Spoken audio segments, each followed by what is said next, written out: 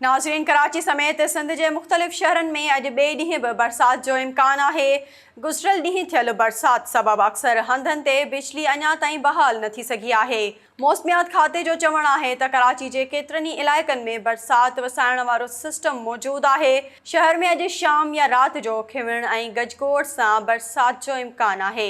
मलीर में बरसातुनि सबबि हिक पासे अवामी मसइला वधी रहिया आहिनि त ॿिए पासे मलीर जे जाबलू, कोहिस्तानी ऐं मैदानी इलाइक़नि में तेज़ बरसात थियण सबबि मुरझायल चेहरनि ते रौनक मोटी आई आहे।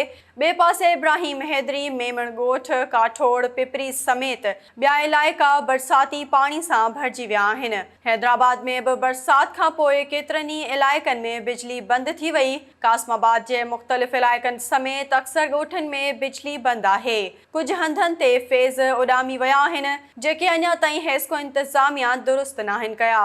होॾां गुज़िरियल राति टंडो आदम शहर ऐं भरपासे में तेज़ हवा सां गॾु बरसात शुरू थियण खां पोइ हेस्को पारां सॼी राति बिजली बंदि कई वई आहे। शहरनि राति जागी गुज़ारी।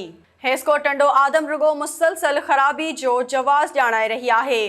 टंडो आदम शहर जी बिजली मुसलसल बंदि हुजण सबबि घरनि ऐं मस्जिदुनि में पाणी जी शदीद खोट पैदा थी वई आहे। शहरनि में सख़्त कावड़ वारी लहर छायल आहे। शहदादपुर में वसकारे सबबि बिजली मामूल मूजिबि बंदि थी वई, जंहिं सबबि शहरनि खे सख़्त परेशानी खे मुंहुं ॾियणो पइजी रहियो आहे ऐं मकलीम में बि बरसात थी आहे।